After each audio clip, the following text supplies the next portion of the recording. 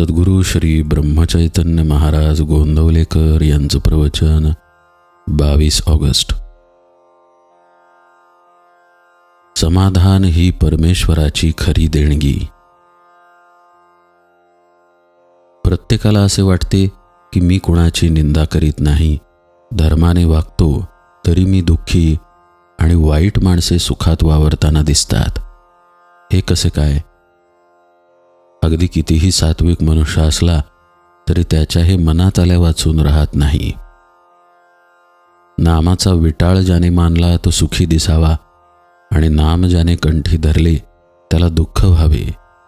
यावरून भगवंताला न्यायी कसे म्हणावे अशीही पुष्कळांना शंका येते. खरोखरच याचे मर्म जर आपण पाहिले तर आपल्याला असे आढळून येईल की बाहेरून जे सुखी दिसतात ते अंतर्यामी दुःखात बुडालेले असतात. विषय त्यांना पुष्कळ मिळाले, पण त्यामुळे मनाची शांती लाभली तर उपयोग. 2 रस्ते लागले, त्यातला एक चांगला दिसला, पण तो आपल्या गावाला नेणारा नव्हता, आणि दुसरा खडकाळ आणि काट्याकुट्यांचा होता, पण तो आपल्या गावाला नेणारा होता. तर कोणता रस्ता आपण धरायचा? भगवंताकडे जाणाऱ्या लोकांचे गीतेमध्ये 2 वर्ग सांगितले आहेत. एक सांख्य मार्गी आणि दुसरे कर्मयोगी. ज्यांची स्वभावतःच वासना कमी असून ज्यांचा इंद्रियांवर ताबा चालतो, जे जन्मापासून तयार असतात, ते सांख्यमार्गी होत. ज्यांच्या वासना पुष्कळ असून जे इंद्रियाधीन असतात, पण ज्यांना भगवंत असावा असेही वाटते, म्हणजे आपल्यासारखे सामान्य जन, ते कर्मयोगी होत.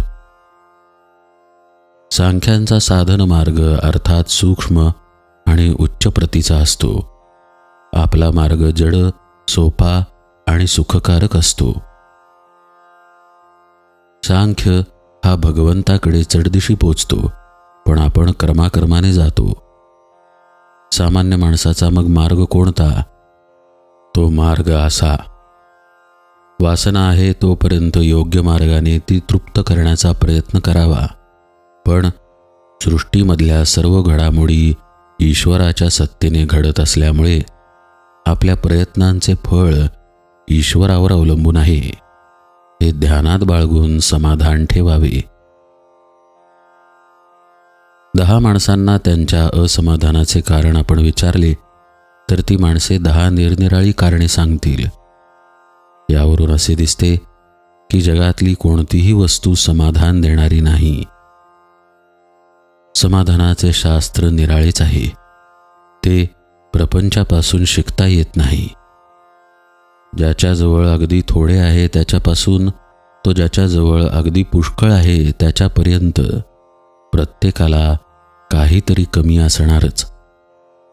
पण मजा अशी की प्रत्येकाची समजूत मात्र अशी असते की आपल्याजवळ जे कमी आहे त्यामध्ये समाधान आहे, म्हणून त्याचे दुःख कायम राहते. भगवंता वाचून असणारे वैभव आणि ऐश्वर्य हे कधीच सुख समाधान देऊ शकत नाहीत. समाधान ही परमेश्वराची खरी देणगी आहे. ती मिळवण्याचा उपाय म्हणजे भगवंताचे स्मरण होय.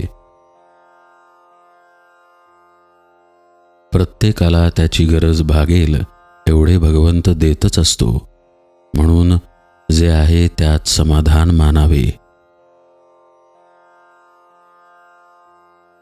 जानकी जीवन स्मरण जय जय राम.